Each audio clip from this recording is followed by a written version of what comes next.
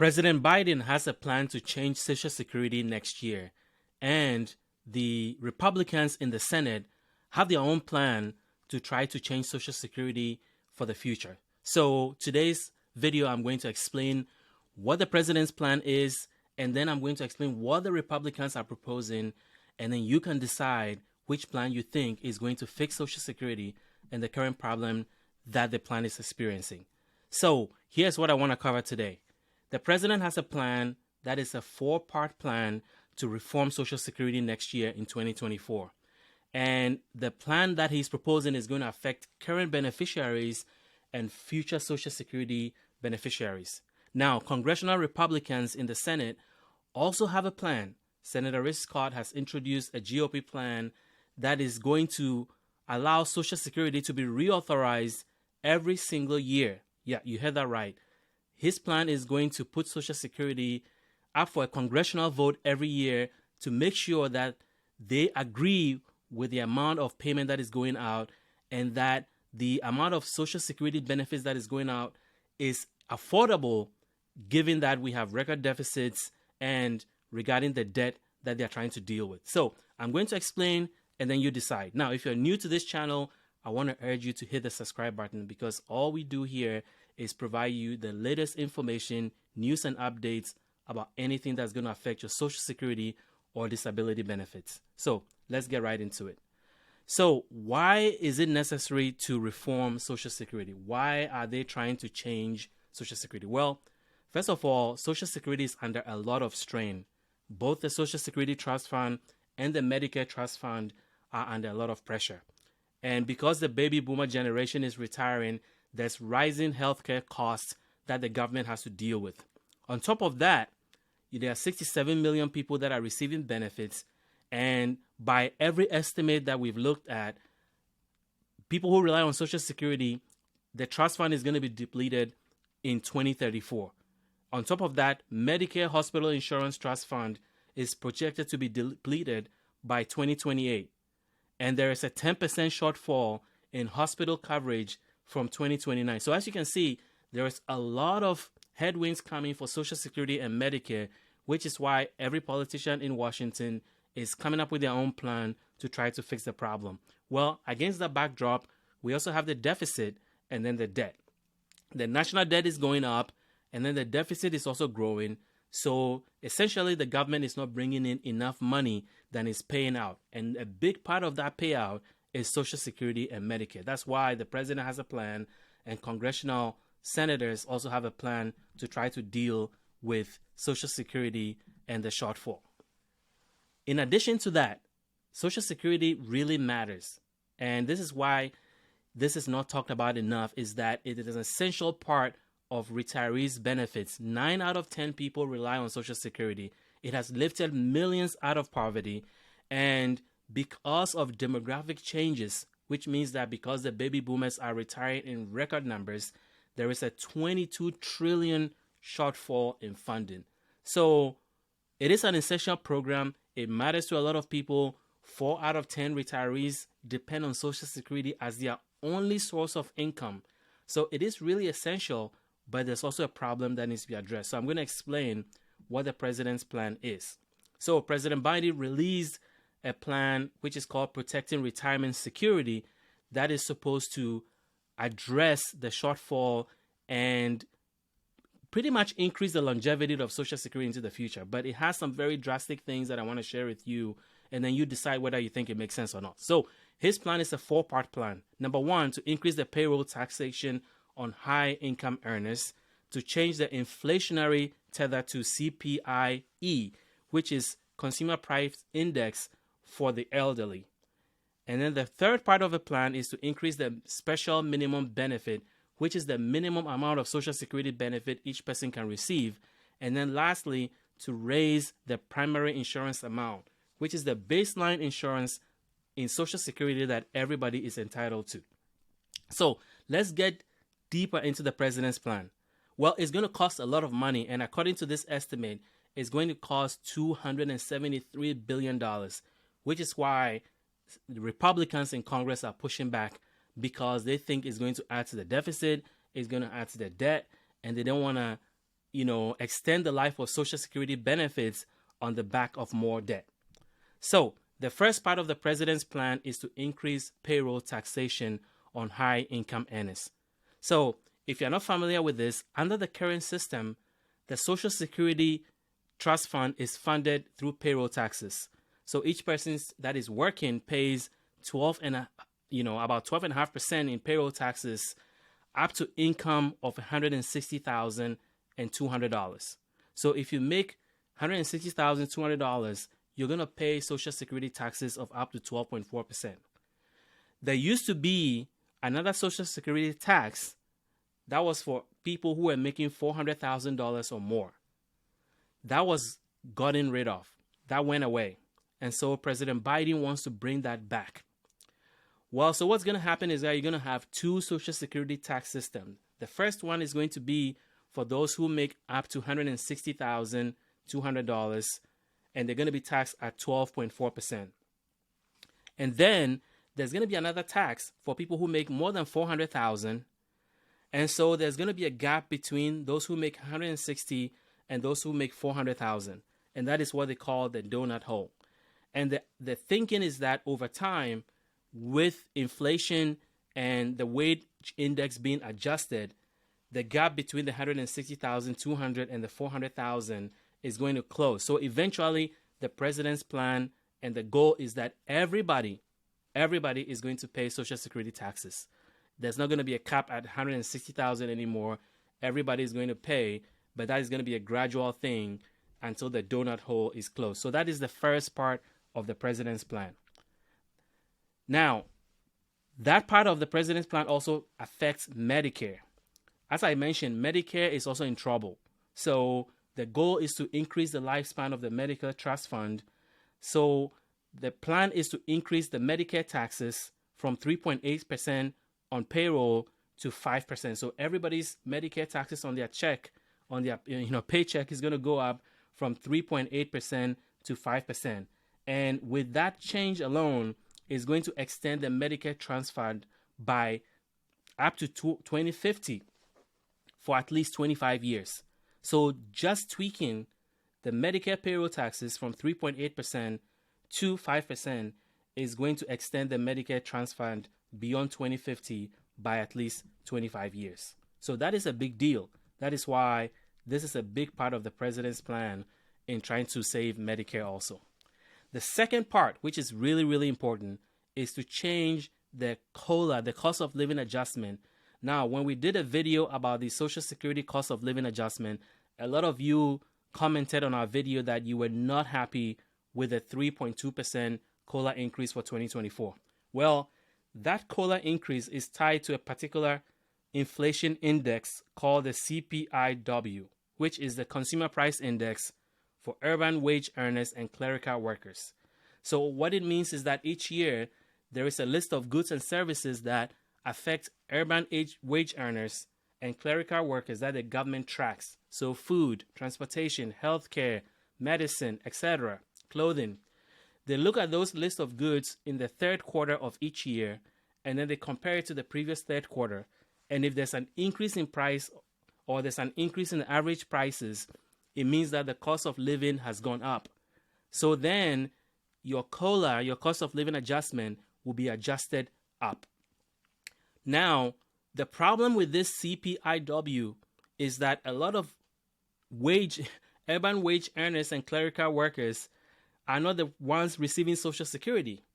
So the president is proposing a new consumer price index, which is going to be called CPIE, which is Consumer Price Index for the elderly. The E stands for elderly, and is going to track real spending habits of households with individuals 62 and over.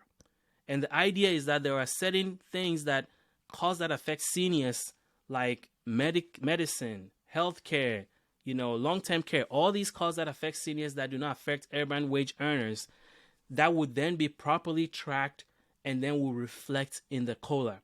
So by changing the COLA from CPIW to CPIE, the president is trying to make sure that all the various expenses and costs that affect seniors the most are tracked and reflected each year in the cost of living adjustment that is made to Social Security and disability benefits. So that is part 2 of the president's plan. And then part 3, before I even get to that, now there are people in Congress that also support changing this consumer price index from the CPI-W to CPI-E. In fact, in the House of Representatives, there is a bill that is being put up by progressives in Congress to switch to the CPIE for the same reasons. They've introduced 2 bills. The first one is called the 2023 Fair COLA for Seniors Act, and then the second one is called the Social Security Expansion Act. Both are designed to reflect the spending patterns of people 62 or over, including expenses like prescription drugs, healthcare, hospital visits, and all the things that seniors care about that are not reflected in the CPI-W. So it is not just the president that is proposing this in Congress, but also there are people in Congress that want to bring up bills themselves to try to address this COLA issue that a lot of seniors have been complaining about.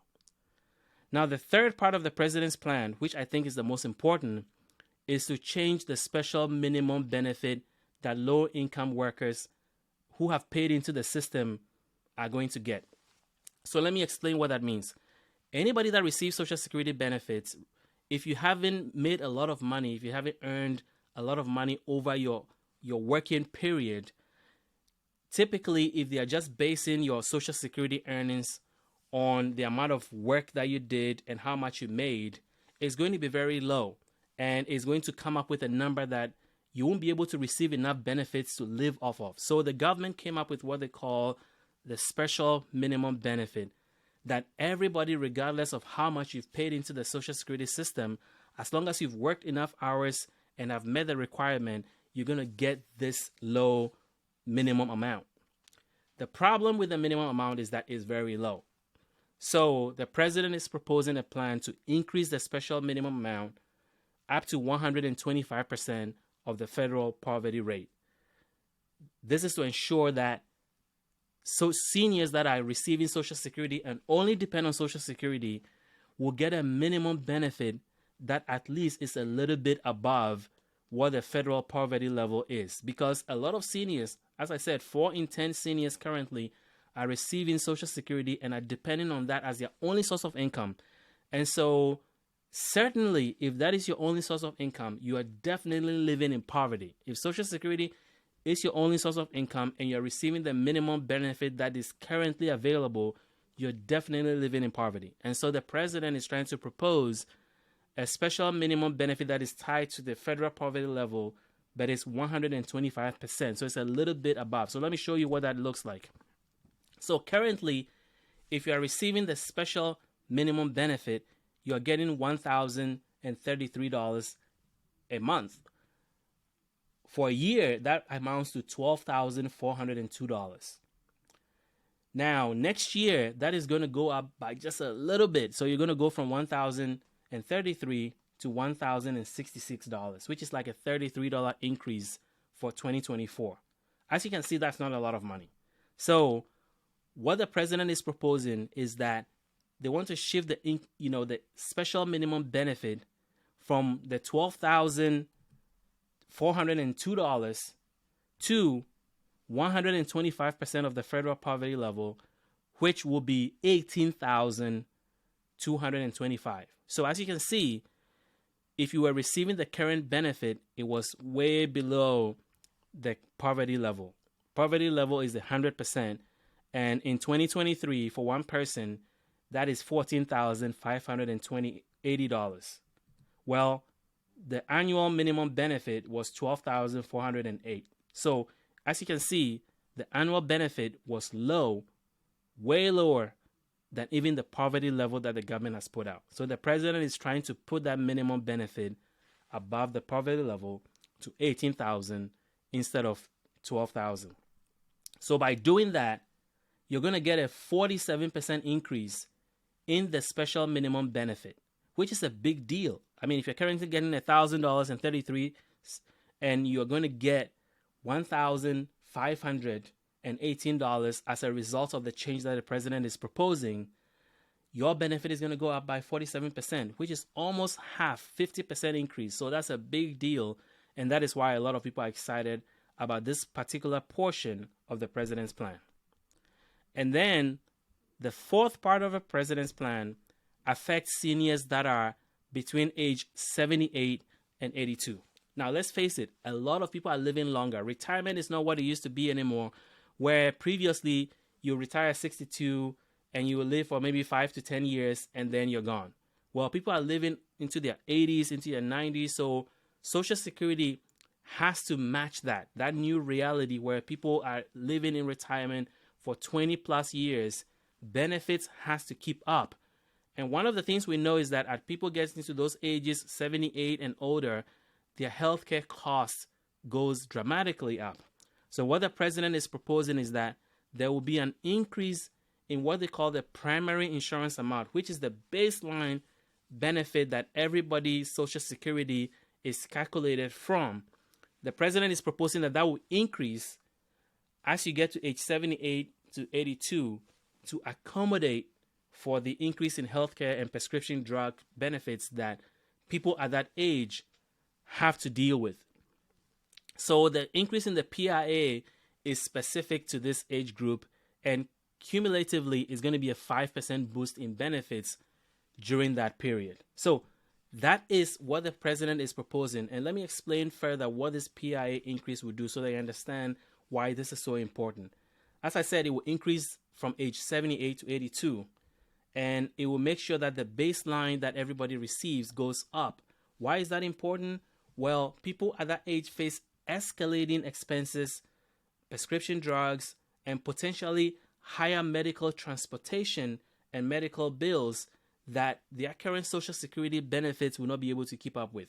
So the plan is that as people get to this age, their Social Security benefit will gradually increase so that they will not be spending their Social Security benefits only on medical expenses, that they will have room to deal with this increase in benefit that comes in that particular age group.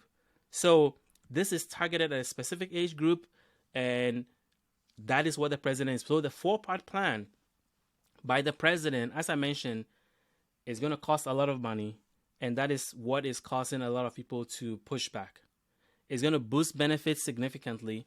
It's going to shift to the CPIE to make sure that people are getting COLA that is reflected by the spending habits of people in that age group.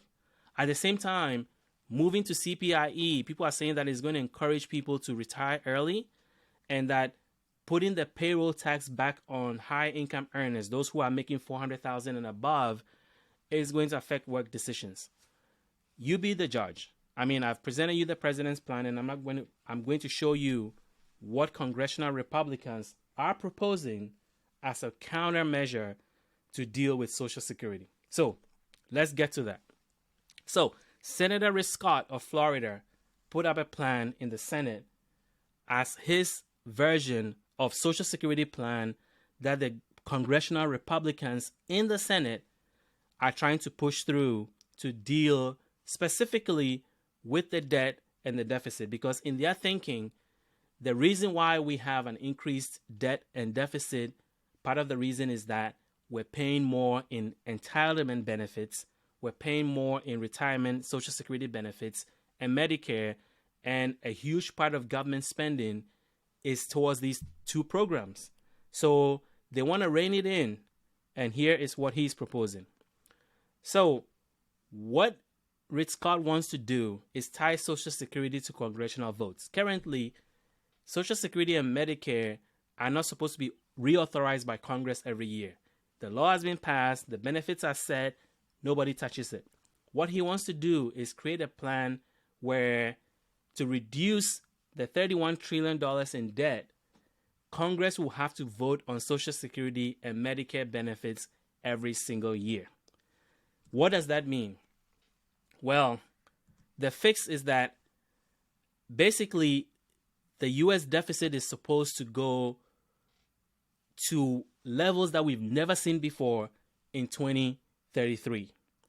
And so they're trying to get ahead of that by setting legislation to expire in 5 years. So every time there's a government legislation, it's going to expire in 5 years. And if nothing is done, then the legislation is dead. So basically, they'll bring Social Security for a vote. And then in 5 years, if nothing is done, then it's gone. But what they're saying is that every year they are going to vote on it to reauthorize it. There are a lot of bills in Congress that work this way, where every year it is reauthorized. The problem with yearly reauthorization is that it gets caught up in politics and people want to cut something from it, or people want something in return to vote for the reauthorization. So a lot of critics are saying that they are putting an important plan like the Social Security and Medicare benefits and disability benefits that a lot of people depend on. They are putting it on the chopping block so that each year Congress will start chipping away at it. Because if you've watched enough of what happens in Congress, they never vote on anything without getting something back, especially if it's something between Democrats and Republicans. Each side have their own agenda. And if you put something like Social Security and disability benefits to a vote every year, before you know it, the Social Security and disability benefits that you know today, it's not going to look the same, because they're going to find a way to either reduce benefits or increase the retirement age, which is exactly what they're proposing. So I have presented both plans to you. Now I want to hear from you of what you think. Which plan do you think is better? The president has a 4-part plan to address Social Security and extend the longevity. The congressional Republicans, represented by Senator Rick Scott from Florida, has put up a plan to essentially vote on Social Security every year. What do you think? How do you think their plan compares with the president's plan? What changes would you like to see? And do you think the president's plan is better? Do you think the Republicans' plan is better? What would you do to change Social Security and make it more secure for the future? So I want to hear from you in the comment section below. If you're new to this channel, please hit the subscribe button, because as you can see, all we do is bring you the latest news and updates about anything that will affect your Social Security and disability benefits. So until we see you in the next video, thank you for watching.